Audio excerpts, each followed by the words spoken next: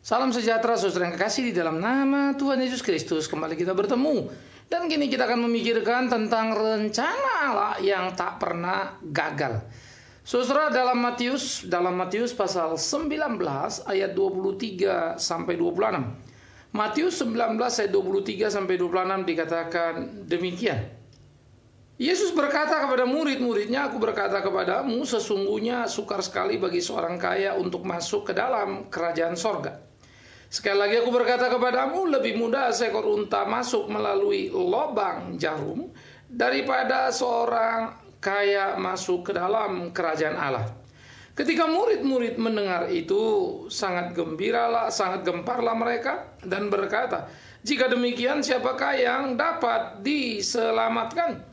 Yesus memandang mereka dan berkata, "Bagi manusia hal ini tidak mungkin, tetapi bagi Allah segala sesuatu mungkin." Saudaraku yang kekasih di dalam nama Tuhan Yesus Kristus, menjadi menarik bagi kita memikirkan apa yang dikatakan di dalam Alkitab.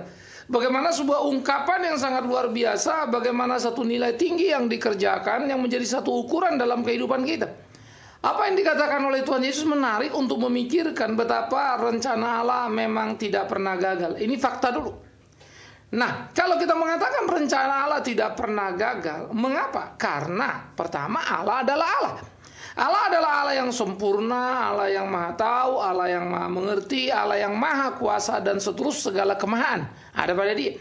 Karena Dia Allah yang maha, mana mungkin Dia gagal pada dirinya?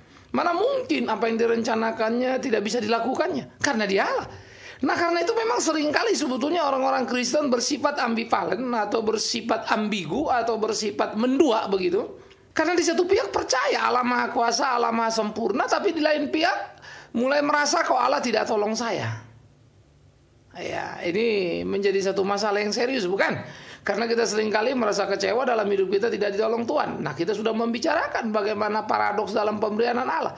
Kita seringkali lupa kalau kita pikir kita punya masalah, Allah tidak tolong kita. Padahal kalau kita mau jujur, banyak sekali orang di dalam sebuah situasi atau kondisi yang mereka alami seakan-akan mereka ditinggalkan Tuhan, tetapi sejatinya mereka sedang dibentuk oleh Tuhan.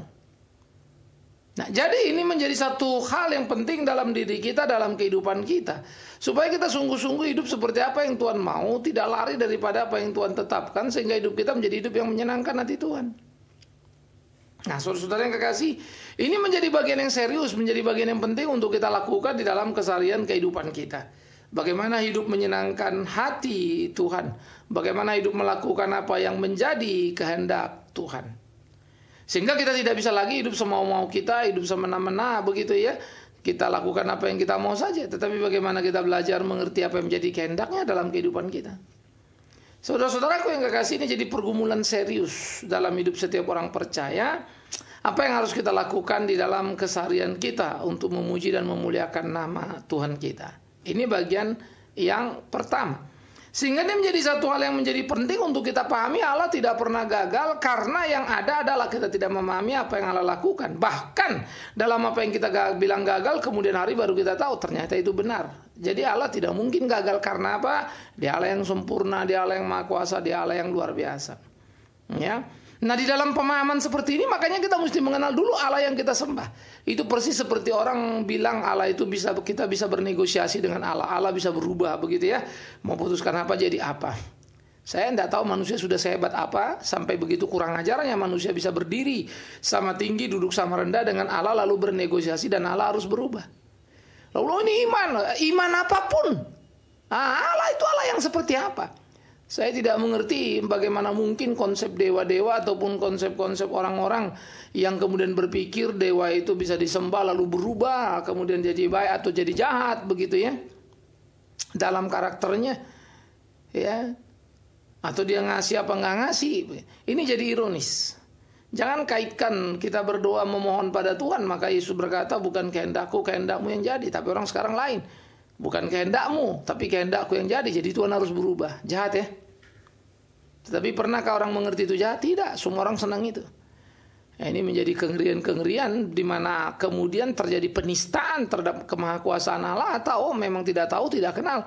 Sehingga lucu sekali sebetulnya manusia itu bicara, Allah sempurna, Allah hebat, Allah perkasa, tapi bisa dirubah-rubah. Aneh kan? Kalau Allah sempurna, bagaimana dia bisa berubah? Kalau dia maha kuasa, bagaimana dia bisa berubah? Karena kita yang manusia biasa ini hebat sekali. Entah seberapa hebat pun imanmu. Ya, nah karena itu logika pertama kita, Allah tidak mungkin gagal dalam rencananya karena Allah adalah Allah yang sempurna, Allah yang berkuasa, Allah yang luar biasa. Sehingga pemikiran-pemikiran serius seperti ini harus ditumbuh kembangkan, harus menjadikan semangat pada diri kita.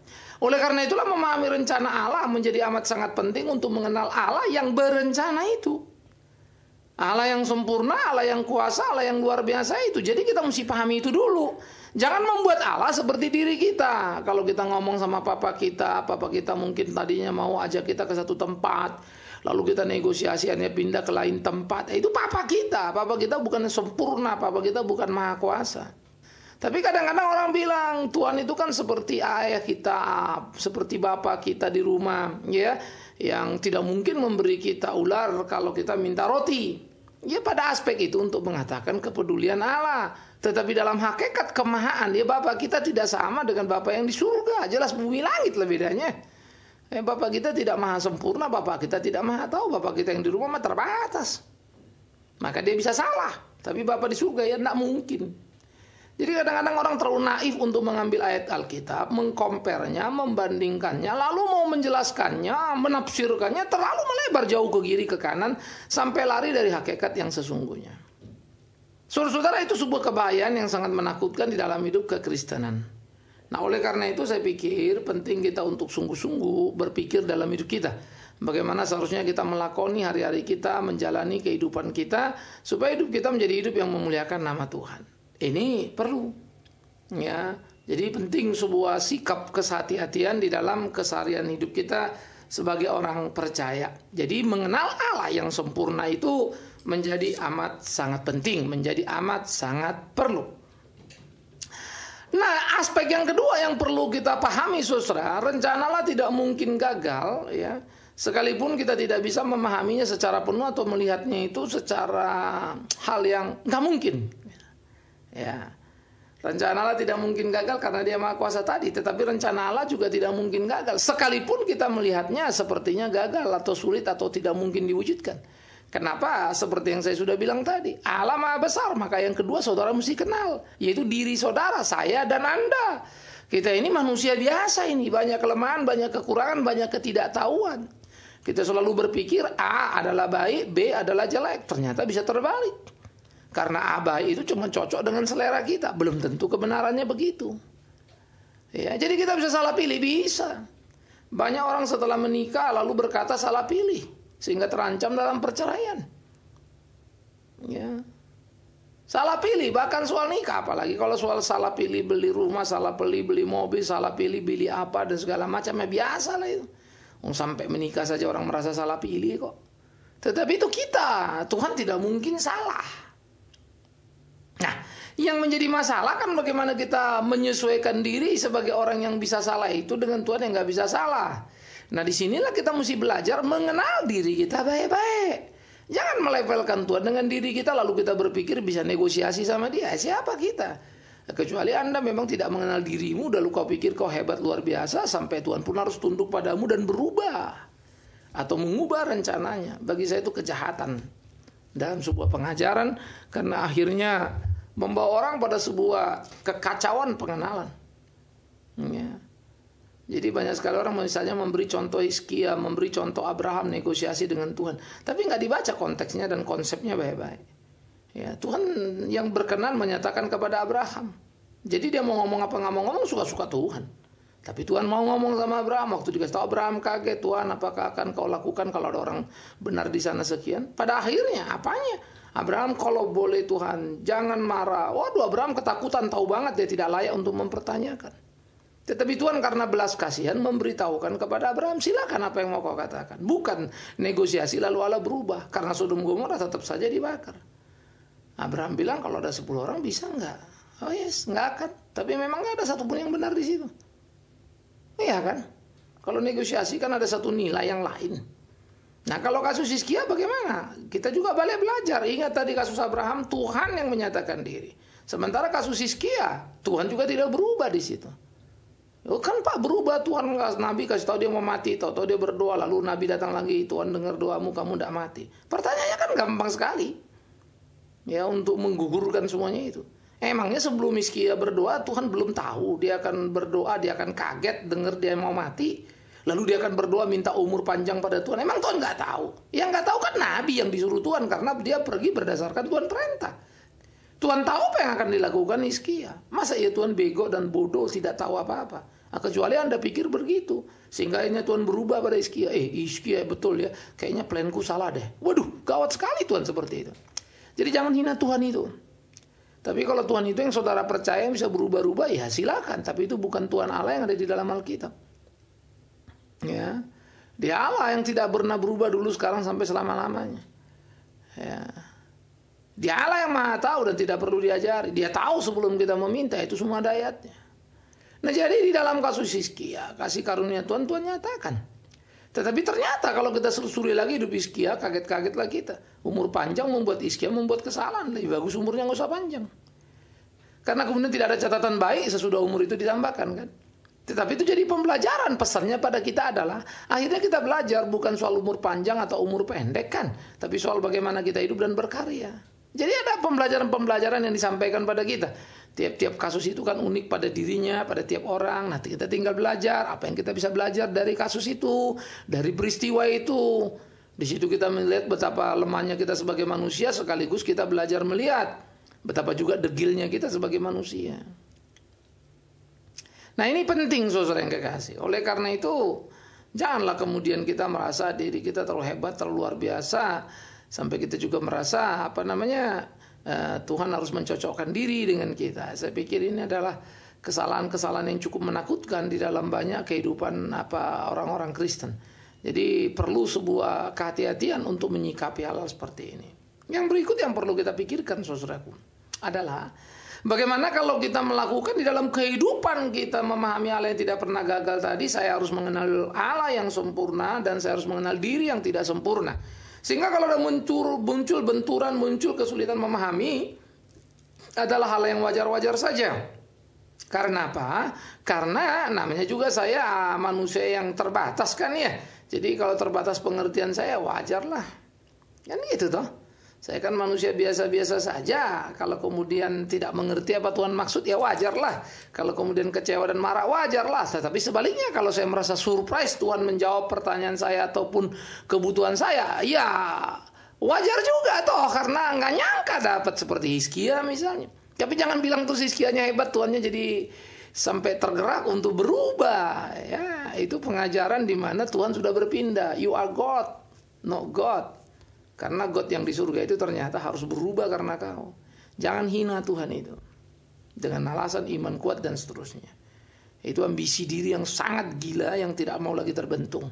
Tapi anak-anak Tuhan yang cinta Tuhan, yang mengerti kehendak Tuhan, bahwa Tuhan itu tidak pernah gagal. Ia selalu berkata dan memohon apapun. Tetapi Tuhan, apa yang kupinta, apa yang kumohon, bukan kehendakku, kehendakmu lah yang jadi. Itu diajarkan Yesus. Tapi memang banyak orang sekarang tidak mengajarkan itu lagi.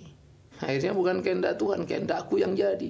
Bahkan Tuhan pun disuruh berubah, dinegosiasi lagi. Sadis ya. Ya, ini kengerian-kengerian dari ajaran-ajaran akhir zaman saudaraku. Ya, kita akan melihat bagaimana Tuhan itu sudah mulai bergeser. Bukan Tuhan lagi tapi kita. Bukan keinginan Tuhan, kehendak Tuhan yang jadi, tapi kehendak kita. Sehingga doa Bapa kami itu pun sudah ditabrak habis-habisan. Jelas pembukaannya. Jadilah kehendakmu di bumi seperti di surga. Bukan kehendakku. Ya kan? Itu Yesus ajarkan. Tapi entahlah, jangan-jangan orang-orang sekarang ini berpikir, pengkhotbah sekarang berpikir Yesus itu salah semua kali ajarannya ya. Sehingga perlu dikoreksi. Saya tidak ngerti. Tapi aku sangat percaya pada Tuhan Yesus dan dia tidak mungkin salah. Jadi kalau diajarkannya ajaran, ditinggalkannya, itulah kebenaran yang kekal. Saya lebih percaya pengkhotbah-pengkhotbah itu yang ngawur dan salah. Ya, jadi di sini kita mesti belajar untuk mengerti itu. Nah, aspek yang ketiga, keterkejutan di dalam murid-murid. Rencana tidak mungkin gagal, bahkan dalam ketidakmungkinan menurut kita. Oke? Jadi rencana Allah tidak gagal, tidak akan pernah gagal, bahkan dalam ketidakmungkinan kita. Ya. Maka di dalam peristiwa ketika Yesus berkata bahwa orang kaya susah masuk surga, lebih mudah onta masuk lubang jarum, murid-muridnya syok. Ada beberapa aspek. Saudara, ada yang berkata di Yerusalem itu kalau sudah sore semua pintu gerbang ditutup, tinggal lubang kecil, modelnya kayak kepala jarum begitu ya. Sehingga kalau orang mau masuk harus tiarap. Oke. Nah, kalau orang bisa masuk tiarap itu ukurannya orang. Jadi itu namanya pintu darurat. Untuk memasukkan orang-orang karena pintu gerbang sudah ditutup. Kan kalau lagi perang, kalau lewat dari situ orang kan susah, tidak mungkin lewat dari pintu kecil kan.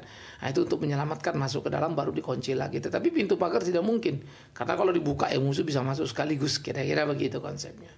Ya, lalu dikatakan kalau unta dimasukkan situ ya nggak mungkin bisa, karena bonggolnya unta sudah terlalu panjang. Jadi dia mau tiarap pun makin ke belakang, punggungnya unta kan naik dan tinggi begitu. Jadi nggak mungkin dia bisa lewat. Ya, itu aspek satu tafsirnya. Yang kedua, memang betul-betul Yesus berbicara itu. Unta masuk lubang jarum. Ya, letter luck dalam pengertian itu tentu tidak mungkin. Tetapi yang pertama pun, kalau itu lubang jarum itu adalah lubang yang seperti kita pahami, ya juga nggak mungkin. Kan gitu. Karena semua orang juga tahu yang pertama ataupun kedua tidak mungkin. Tinggal bentuk pendekatannya saja berbeda, toh. Tapi inti sarinya, ya, konklusinya adalah bahwa itu adalah perkataan yang tidak mungkin. Oleh karena itulah murid-murid kaget, kalau begitu siapa yang bisa masuk surga ya? Betapa beratnya, betapa sulitnya. Seperti onta masuk lubang jarum.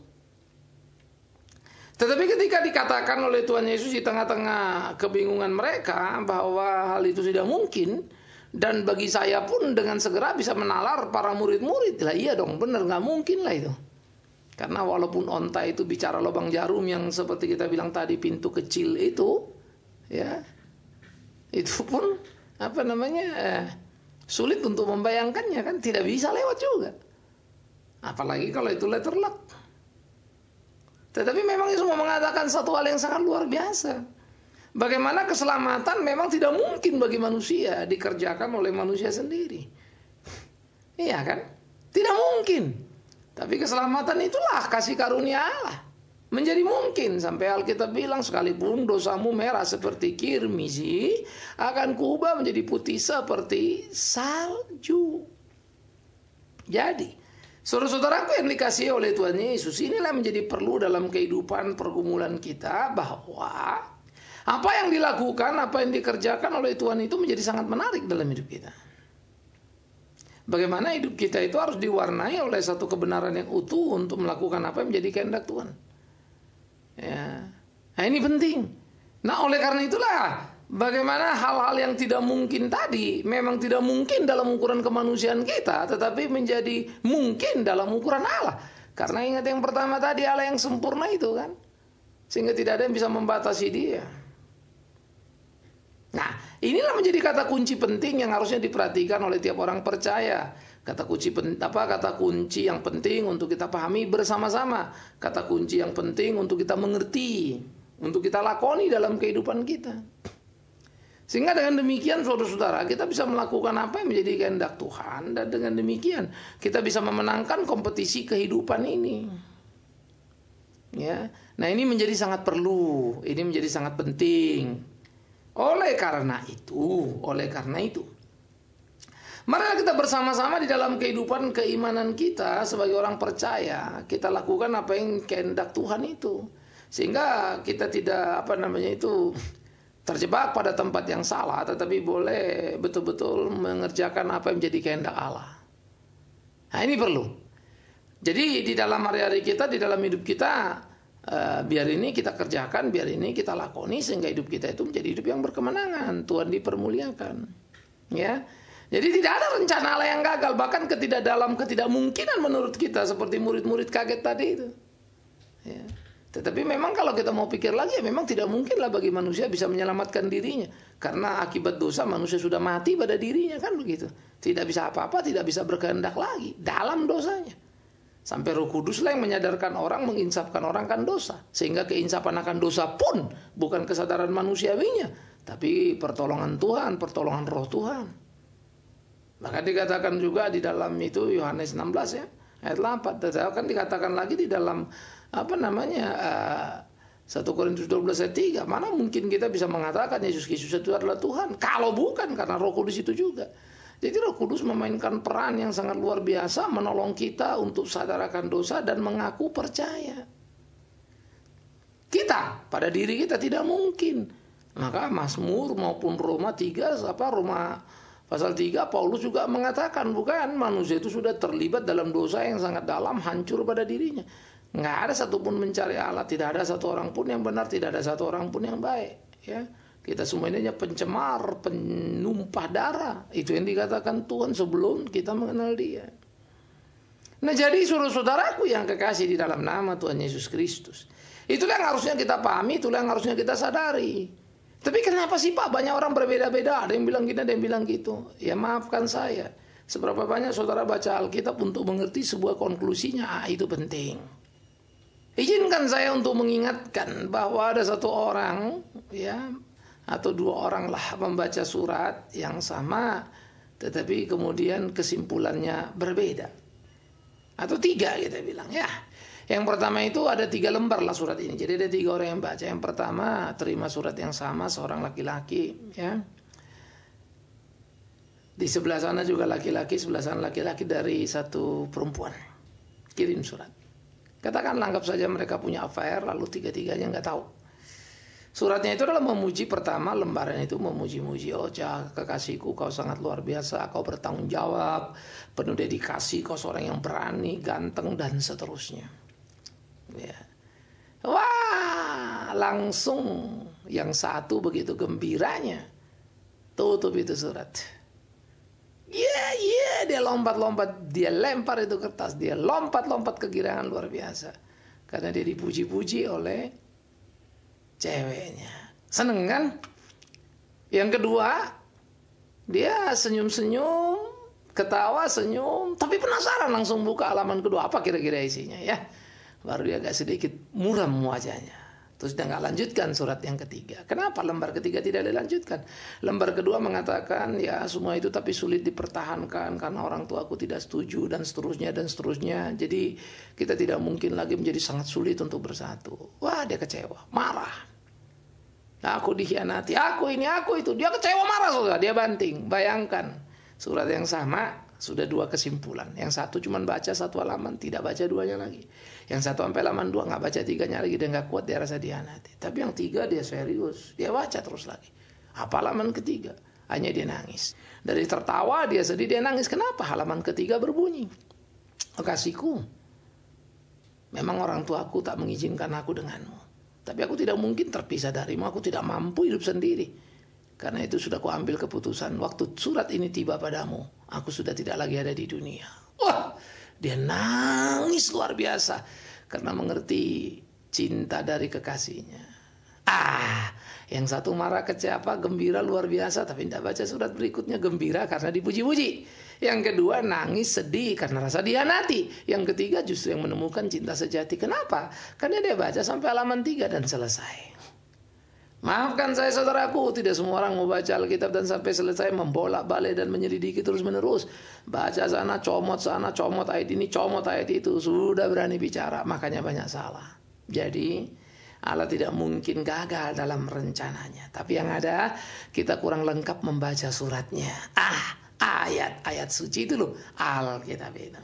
Dan yang tak mungkin menurut kita tetap mungkin menurut dia. Alkitab menyaksikannya. Terlalu banyak kisah dan ceritanya, tapi terlalu sedikit yang kita baca dan kita tahu. Karena itu mulailah belajar mencintai Tuhan lebih, Alkitab lebih, supaya saudara tahu dengan lebih baik lagi betapa Allah memang betul rencananya tidak pernah gagal. Amin. Mari kita berdoa. Kami bersyukur, kami berterima kasih ya Tuhan untuk firman-Mu. Terus tolong tuntun pimpin kami di hidup kami, hidup sesuai dengan kehendak-Mu di dalam tiap-tiap langkah kami.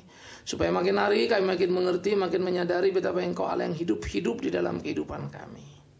Tuhan ampuni kami kalau kami seringkali meragukan-Mu, mempertanyakan-Mu. Terus tolong tuntun pimpin kami. Dalam nama Yesus Kristus Tuhan. Buatlah kami memahami, menyadari sepenuhnya betapa Engkau tidak pernah gagal. Ajar kami mengerti dan mengimani secara benar. Dalam nama Yesus kami berdoa. Amin.